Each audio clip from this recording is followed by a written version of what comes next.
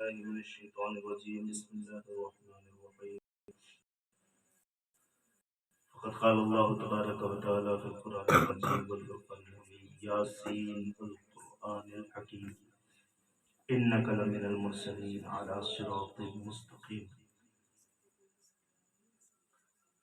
صدق الله العظيم اللهم نور قلوبنا بالقرآن وزين أخلاقنا بالقرآن وادخلنا الجنة بالقرآن ونجنا من النار بالقرآن۔ تمام تعریف و توصیف اللہ مجدہ الکریم کی ذات و برکات کو، جو خالق کائنات بھی ہے، مالک شہنشاہت بھی ہے۔ لاکھوں کروڑ درود و سلام نازل ہو اس نبی متشم پر، جس کی وجہ سے اللہ تعالیٰ نے ہم سب کا وجود فرمایا۔ حمد و صلات کے بعد معزز متشم سامعین کرام، السلام علیکم ورحمۃ اللہ وبرکاتہ۔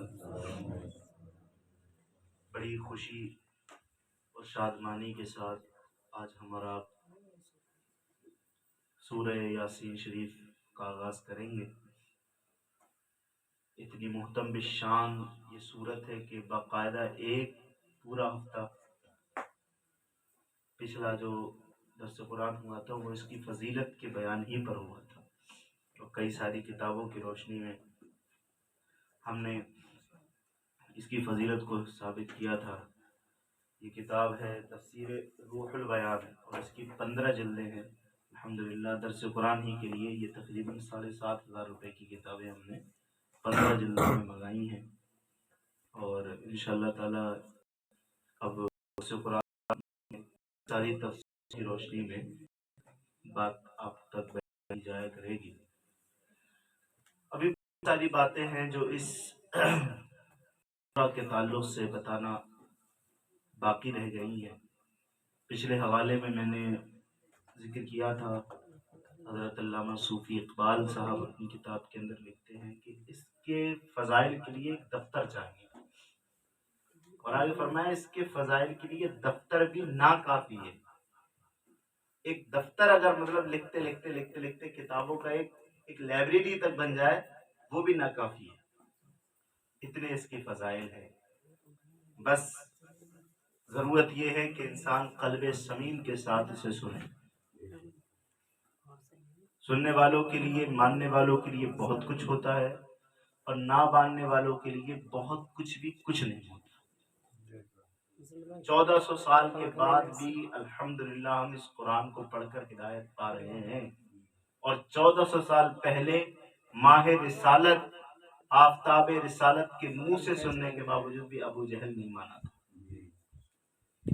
توجہ چاہوں گا، تو ماننے والوں کے لیے یہ ہدایت ہے، اور نہ ماننے والوں کے لیے پھر جب نہیں مانیں گے تو پھر ان کے لیے کچھ نہیں ہے۔ اللہ تعالیٰ نے خود قرآن پاک کے اندر ارشاد فرمایا، یضل بہ من یشاء ویہدی بہ من یشاء۔ اللہ اس کے ذریعے سے کتنوں کو گمراہ کیا، اور کتنے اس کے ذریعے سے ہدایت پر آ گئے۔ اب اس کا مطلب یہ ہرگز نہیں کہ یہ قرآن ہدایت کے ساتھ ساتھ گمراہی کے راستہ دکھانے کے لیے آیا، نہیں، وہ سمجھ ہی نہیں پایا قرآن کو ہے کیا، تو اپنے قصر فہم کی وجہ سے وہ گمراہ ہو گئے۔ بہرحال آج اس صورت کا تعارف اور چند آیتوں کا درس قرآن انشاءاللہ بیان کیا جائے گا۔ باری تعالیٰ کی بارگاہ میں دعا ہے کہ مولا میری زبان پر کلمات الحق جاری فرمائے۔ یہ صورت جس کا تذکرہ شاید ہے کہ ہم بالغ ہونے کے بعد سے سنتے ہوئے آ رہے ہیں۔ قرآن پاک کے اندر 114 صورتیں ہیں، جن میں سے ہم بہت سو کے نام نہیں جانتے ہوں گے، حفاظ بھی نہیں جانتے ہیں۔ جن لوگوں نے 15 لائنوں والے قرآن سے حفظ کیا ہے وہ بھی نہیں جانتے ہیں صورتوں کے نام کو، لیکن سورہ یاسین شریف ایسی صورت ہے کہ کسی نابالغ چھوٹے سے بچے جس کی زبان تتلاتی ہو اس سے پوچھو تو سورہ یاسین شریف کے بارے میں وہ ضرور بتا دے۔ اتنی مشہور، اتنی معروف یہ صورت ہے، تو کتنا بہترین تذکرہ ہے اس کے اندر۔ اللہ نے پہلا لفظ ارشاد فرمایا یاسین۔ اب میں اس پہ تبصرہ کروں گا آج یاسین پر انشاءاللہ۔ اس سے پہلے میں سورت کا تعارف کرا دوں۔ یہ سورت مکہ مکرمہ میں نازل ہوئی ہے، یہ سورت مکی ہے۔ کچھ صورتیں ایسی ہیں، میں نے بار بار بتایا ہے کہ جو مکی ہوتی ہیں اور کچھ صورتیں مدنی ہوتی ہیں۔ تو مکی کا مطلب یہ ہے کہ یا تو وہ مکہ شریف میں نازل ہوئی، یا مکہ شریف میں تو نازل نہیں ہوئی کیونکہ ہمیشہ حضور مکہ شریف میں تو نہیں رہے، اور نہ حضور ہمیشہ مدینے میں رہے۔ بہت سارے غزوات کے لیے آپ کو مدینے سے باہر بھی نکلنا پڑا، ہجرت کی آپ نے تو آپ مکہ شریف سے مدینہ شریف کی طرف بھی نکلے۔ تو یا تو مکی صورتیں وہ ہوتی ہیں جو مکہ شریف میں نازل ہوئیں، یا پھر مکہ شریف کے قریب قریب جو اطراف کی جگہیں ہیں ان میں نازل ہوئی، وہ سب مکی ہوتی ہیں۔ اور مدنی وہ جو مدینے میں نازل ہوئی یا مدینے کے اطراف میں جو جگہیں ہیں وہاں نازل ہوئی۔ تو یہ سورت جو ہے وہ مکی ہے، یعنی مکہ شریف میں یا اس کے اطراف میں یہ نازل ہوئی۔ اس میں 5 رکوع ہیں اور 83 آیتیں۔ یاسین رکھنے کی وجہ یہ ہے کہ یاسین حروف مقطعات میں سے ہے۔ مقطعات ایسے حروف کو کہتے ہیں کہ جن کا معنی اللہ کے علاوہ کوئی نہیں جانتا، اور چونکہ اس سورت کی پہلی آیت لفظ یاسین ہے، اس وجہ سے اس سورت کا نام سورہ یاسین رکھا گیا۔ فضائل آپ نے اس کے معلوم کر لیے اور سن لیے۔ اس کے مضامین کے تعلق سے میں تبصرہ کروں تو اس سورت کا مرکزی مضمون یہ ہے کہ اس میں قرآن پاک کی عظمت اور اللہ کی قدرت و وحدانیت، تاجدار رسالت صلی اللہ علیہ وسلم کے منصب اور قیامت میں مردوں کو زندہ کیے جانے کا بیان کیا گیا ہے۔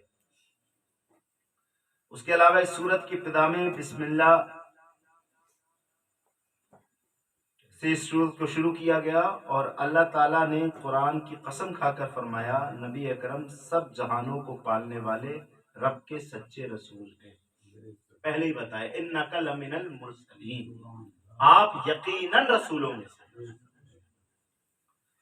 اور اس کی رسالت سے لوگ 2 گروہوں میں تقسیم ہو گئے، ایک گروہ عناد دشمنی کرنے والا جس کے ایمان لانے کی امید نہیں، دوسرا گروہ وہ جس کے لیے خیر اور ہدایت حاصل ہونے کی توقع۔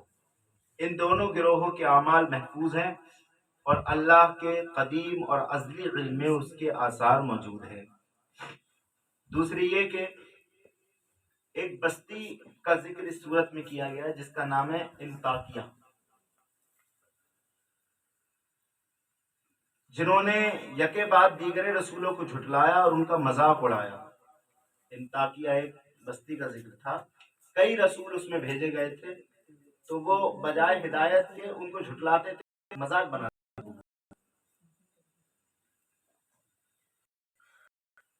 اور جو رسولوں کو جھٹلانے نصیحت کرنے آیا تو ان لوگوں نے اسے شہید کر دیا۔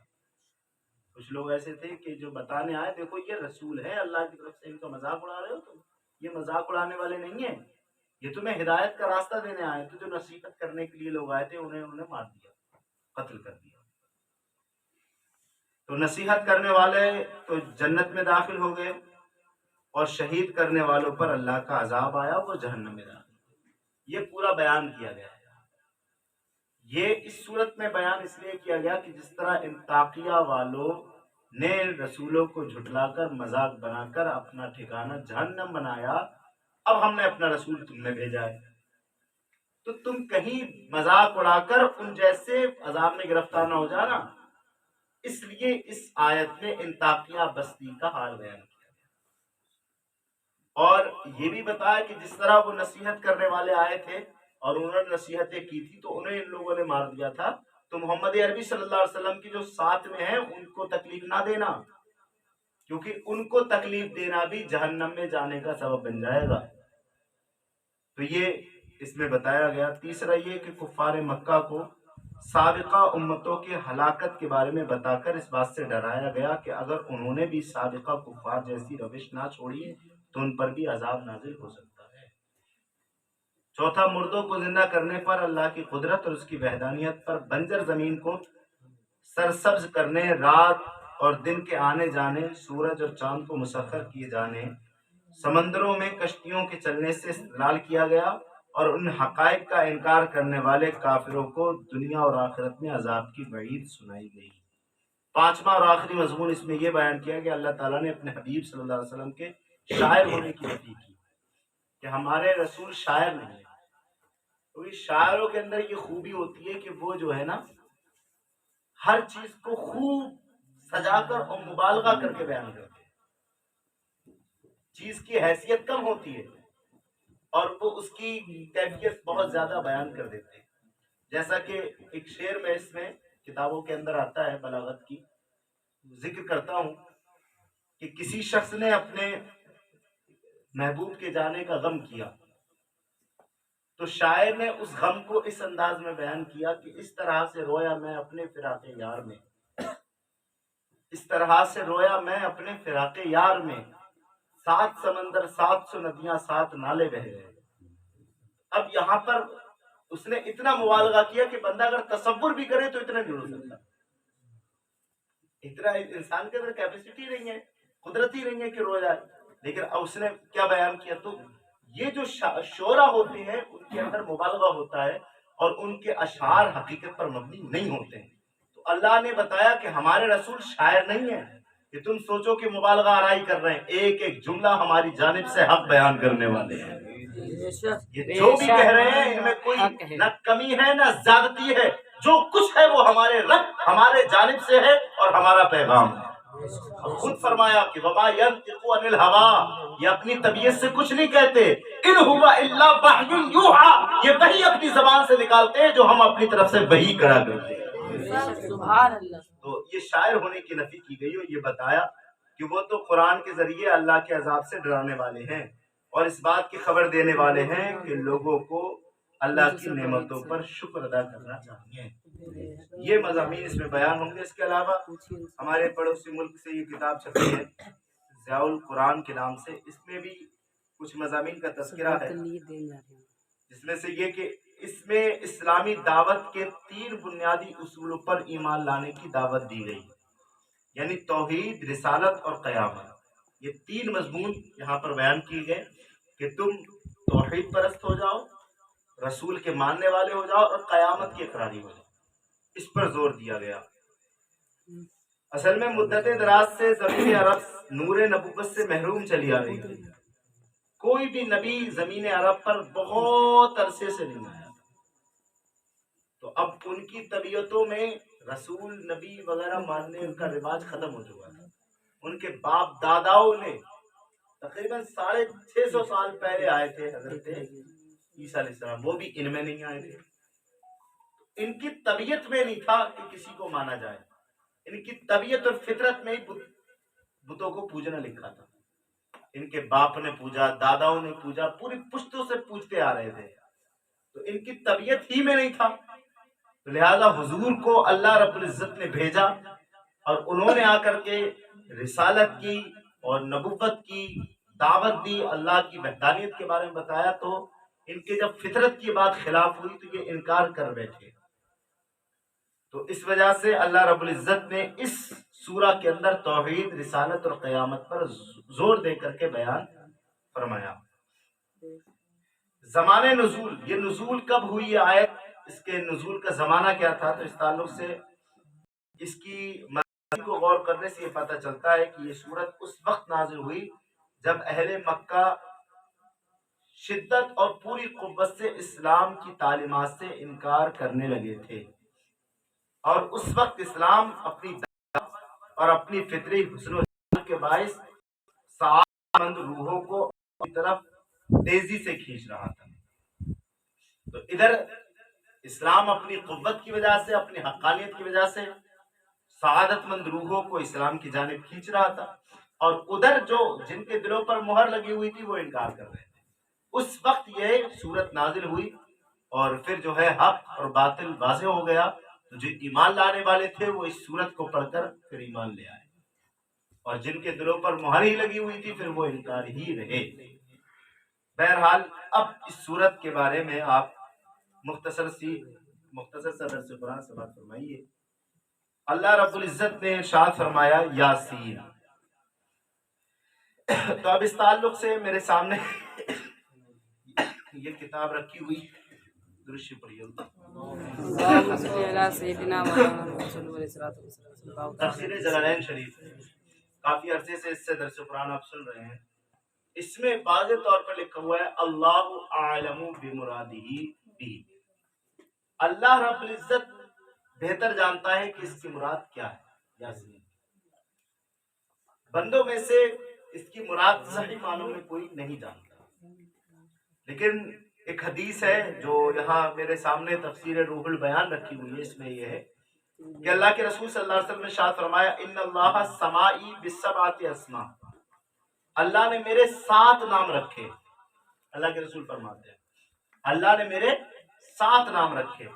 नंबर 1 मोहम्मद सल्लल्लाहु अलैहि वसल्लम, ये अल्लाह ने नाम रखा मेरा, किसी दुनियादार ने रखा।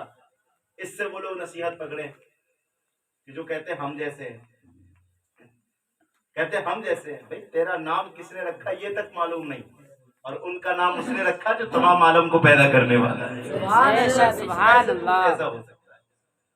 पूरे आलम के खालिक ने जिसका नाम रखा उसे मोहम्मद अरबी कहा जाता है। और तेरे नाम किसने रखे उनका वजूद तक जमाने में नहीं, उनको तू तक ना जानता हो कि किसने तेरा नाम रखा, किसने तेरा नाम तजवीज किया। तो ये दोनों के दरमियान फर्क है, और ऐसा है जमीन आसमान जैसा है। एक शायर ने कहा था ना, उन्हें अपने जैसा बताने से पहले, समंदर को कतरा दिखाने से पहले, वो समंदर की मानंद है, बल्कि उससे भी समंदर से क्या तशबीह दी जाए, समंदर उनकी वजह से पैदा किया गया है कि उन्हें अपने जैसा बताने से पहले, समंदर को कतरा दिखाने से पहले जरा आईना देख ले, दरे मुस्तफा देख ले। तो कहा अल्लाह ने मेरे 7 नाम रखे, उनमें से पहला नाम मोहम्मद, और दूसरा नाम अहमद, तीसरा नाम तौहा, और चौथा नाम यासीन। तो इस हदीस से ये मालूम चला कि अल्लाह रब्बुल इज्जत ने ये जो यासीन है वो अपने महबूब का नाम रखा है। तो ये तफसीर जलालैन से मालूम ये हुआ कि अल्लाह इसकी मुराद को ज्यादा जानता है।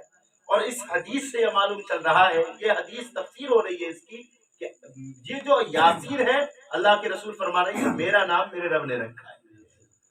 इसीलिए जब 12वीं शरीफ आती है तो दीवाने झूम कर कहते हैं यासीन की आमद मरहबा, तौहा की आमद मरहबा। रब ने खुद अपने महबूब के ये नाम रखे। और 5वां मेरा नाम रखा मुज़म्मिल, और 6ठा मेरा नाम रखा मेरे रब ने मुद्दस्सिर, और 7वां मेरा नाम रखा अब्दुल्लाह। ये 7 नाम ऐसे हैं जो मेरे रब ने मेरे रखे। तो इससे मालूम ये चला कि ये किसका नाम है, महबूब का नाम अल्लाह रब्बुल इज्जत ने रखा। यानी यासीन कहकर उनका रब उनको पुकार रहा है कि ऐ मेरे महबूब जो कि यासीन है। अब माना क्या है इसका ये पता नहीं कि क्या माना है, अल्लाहु आलमु बिमुरादी माना क्या है ये पता नहीं, लेकिन नाम किसका है अब ये पता हो चुका, नाम मोहम्मद अरबी। अब जरा सुने, देखिए मैंने पिछले दरस कुरान में तवज्जो चाहूंगा आपकी, पिछले दरस कुरान में मैंने बताया क्या, हदीसों से बताया तिरमिज़ी वगैरह के हवाले से कि यासीन कुरान का दिल है। और एक हदीस में आता है हुजूर फरमाते हैं कायनात के अंदर मेरी मिसाल ऐसी है जैसे कि जिस्म के अंदर दिल। तो कायनात गोया जसद की मानंद है और मैं दिल की मानंद हूं। अब जरा कितने मजे की बात है, कुरान का दिल शुरू हो रहा है कायनात के दिल से। कायनात के दिल मोहम्मद सल्लल्लाहु अलैहि वसल्लम है, उनके जिक्र से कुरान के दिल के जिक्र का आगाज किया जा रहा है। ये कितना हुस्न है और कितनी सलासत और कितनी फसाहत इस अंदर मौजूद है कि महबूब का तस्करा जो कायनात का दिल है उस सूरत से किया जा रहा है जो कि कुरान का दिल है। अब यहाँ पर ये कि यासीन नाम रखना किसी शख्स का ये कैसा है, तो इस ताल्लुक से वजाहत करके दर्स कुरान को खत्म करता हूं। तो इस ताल्लुक से कि किसी शख्स का नाम यासीन रखा जाए या ना रखा जाए कदर तफसील है।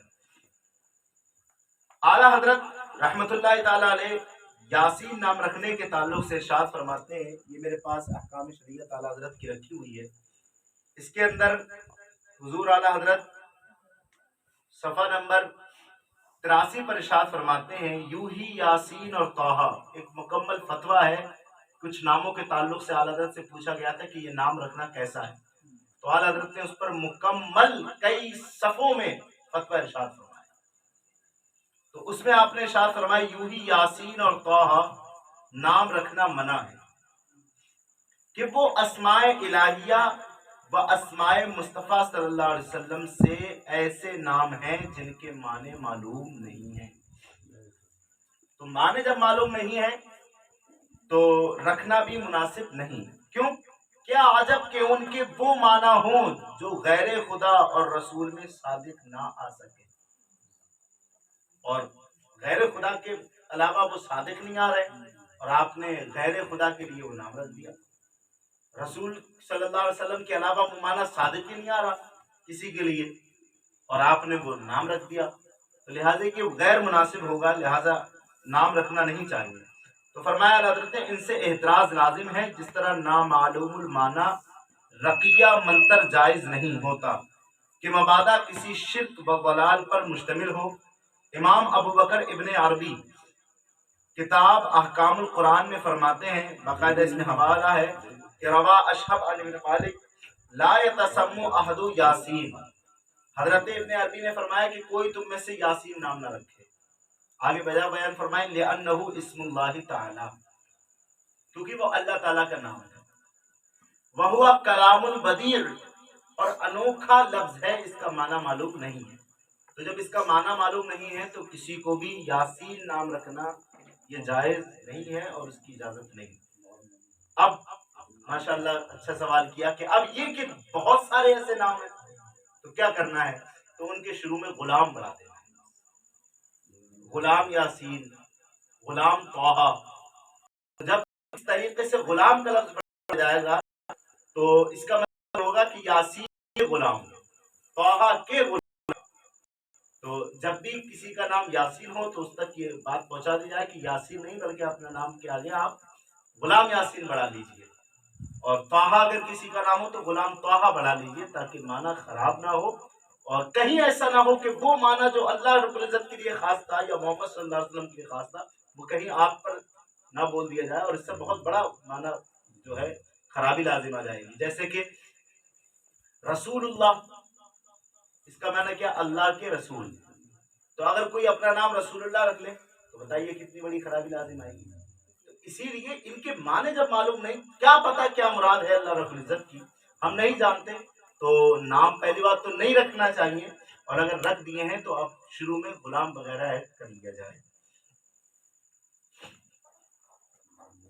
والقرآن الحکیم، انشاءاللہ اس کی تفسیر آنے والے درس قرآن میں بیان کی جائے گی. اللہ تعالیٰ کی بارگاہ میں دعا ہے کہ ان کہے ہوئے کلمات پر ہم سبوں کو عمل کرنے کی توفیق عطا فرمائے.